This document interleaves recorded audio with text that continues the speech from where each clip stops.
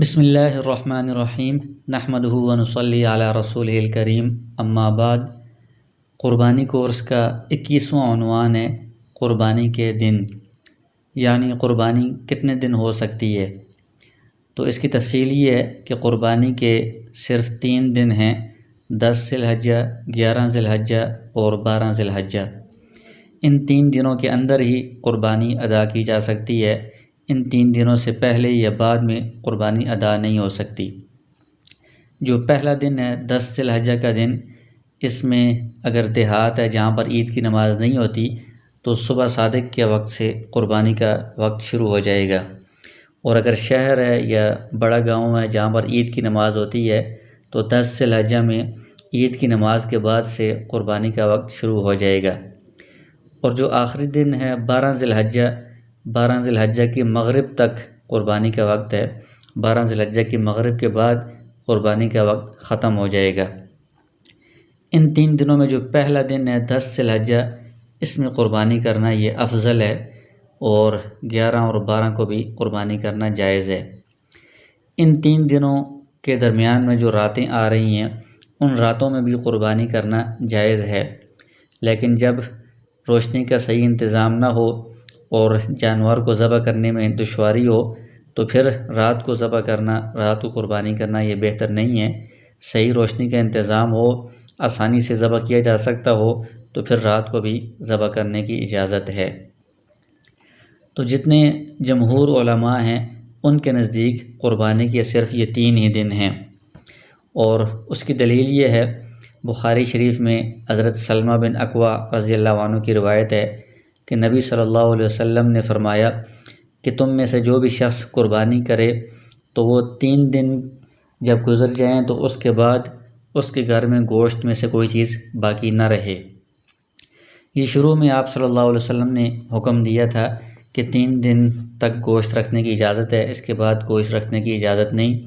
لیکن بعد میں یہ جو حکم ہے کہ 3 دن کے بعد گوشت رکھنے کی اجازت نہیں، یہ منسوخ ہو چکا ہے۔ یہاں پر اس حدیث کو بیان کرنے کا مقصد یہ ہے کہ آپ صلی اللہ علیہ وسلم نے 3 دن تک گوشت کو رکھنے کی اجازت دی تھی پہلے، تو اس سے پتہ چلتا ہے کہ قربانی کے 3 ہی دن ہیں۔ اگر چوتھا دن بھی قربانی کا ہوتا تو آپ صلی اللہ علیہ وسلم یہ کہتے کہ چوتھے دن کے بعد کوئی بندہ گوشت نہ رکھے، تو 3 دن کے بعد ممانعت فرمائی ہے، اس سے پتہ چلتا ہے کہ قربانی کے 3 ہی دن ہیں۔ اسی طرح حضرت عبداللہ بن عمر رضی اللہ عنہ کی روایت سنن الکبریٰ للبیہقی میں موجود ہے، فرماتے ہیں الاضحیٰ یومان بعد یوم الاضحیٰ، کہ قربانی یہ جو 10 ذی الحجہ کا دن ہے اس کے بعد مزید 2 دن ہیں، یعنی 10، 11، 12 ذی الحجہ، یہ 3 دن بنتے ہیں۔ اسی طرح عبداللہ بن عباس رضی اللہ عنہما کی روایت بھی ہے، فرماتے ہیں کہ قربانی کے دن یہ پہلے دن کے بعد 2 دن مزید قربانی ہے، اور ان میں سے پہلا دن جو 10 ذی الحجہ کا دن ہے اس میں قربانی کرنا افضل ہے۔ اسی طرح حضرت انس بن مالک رضی اللہ عنہ کی روایت بھی ہے کہ قربانی یہ پہلے دن کے بعد 2 دن ہے مزید۔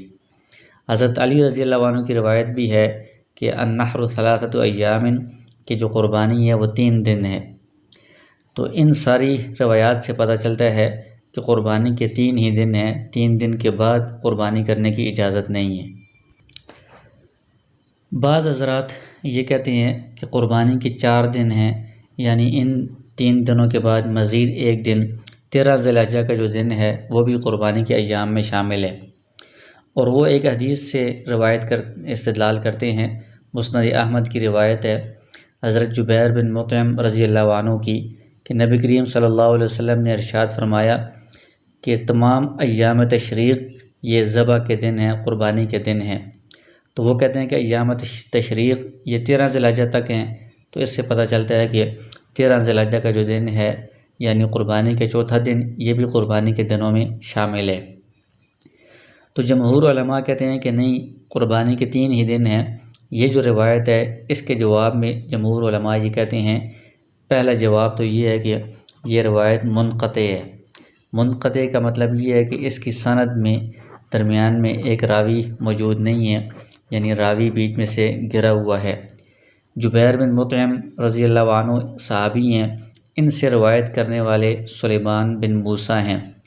اور سلیمان بن موسیٰ یہ ان کے بارے میں جو رجال کی کتب ہیں ان میں لکھا ہوا ہے کہ انہوں نے کسی صحابی سے ملاقات نہیں کی۔ تو اس سے پتہ چلتا ہے کہ سلیمان بن موسیٰ جو جبیر بن مطعم رضی اللہ عنہ سے براہ راست روایت کر رہے ہیں، انہوں نے براہ راست نہیں سنی، بلکہ درمیان میں کوئی اور راوی ہے جو موجود نہیں ہے، اس کا ذکر نہیں ہے۔ تو ایسی روایت کو منقطع کہتے ہیں، اور منقطع روایت ضعیف ہوتی ہے، لہٰذا اس ضعیف روایت سے استدلال نہیں کیا جا سکتا۔ دوسرا جواب اس کا یہ ہے کہ اگر اس میں جو بات آ رہی ہے اس کو ہم بالفرض مان بھی لیں کہ سارے کے سارے ایام تشریق قربانی کے دن ہیں، تو اس کی وجہ سے جس طرح آپ نے 13 ذی الحجہ کو قربانی کے دنوں میں شامل کیا ہے کہ وہ ایام تشریق میں شامل ہے، اسی طرح پھر تو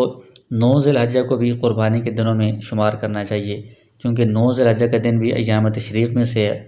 تکبیرات تشریق 9 ذی الحجہ سے شروع ہو جاتی ہیں، پھر تو 9 کو بھی قربانی درست ہونی چاہیے، جبکہ 9 کو کوئی بھی قربانی کے ایام میں شمار نہیں کرتا۔ تو اس سے پتہ چلتا ہے کہ اس روایت کی وجہ سے 13 ذی الحجہ کا جو دن ہے، یعنی چوتھا دن، اس کو قربانی کے دنوں میں شمار کرنا درست نہیں ہے۔ اور ایک اور جواب اس کا یہ ہے کہ اگر بالفرض ہم یہ مان بھی لیں کہ کسی صحیح روایت میں 4 دن قربانی کا ذکر ہے، تو جو ہم نے آپ کے سامنے روایات بیان کی ہیں جن میں 3 دن کا ذکر ہے، بہت سارے صحابہ کرام اور جمہور علماء کا بھی اسی پر اتفاق ہے، تو جب روایات میں تعارض ہو جائے، اختلاف ہو جائے، بعض میں 4 دن ہے، بعض میں 3 دن ہے، تو وہاں پر اصول یہ ہوتا ہے کہ اس میں احتیاط والی روایت کو لینا چاہیے، یعنی جو کم دن والی روایت ہے اس کو لینا چاہیے، تاکہ سب پر بالاتفاق سب کے نزدیک اس میں قربانی درست ہو جائے۔ تو 3 اور 4 والے دن والی جو روایات ہیں ان میں احتیاط یہی ہے کہ 3 دن والی جو روایت ہے اس کو لیا جائے، اس پر عمل کیا جائے، تاکہ قربانی بالکل درست ہو، اس میں کوئی شک و شبہ نہ ہو۔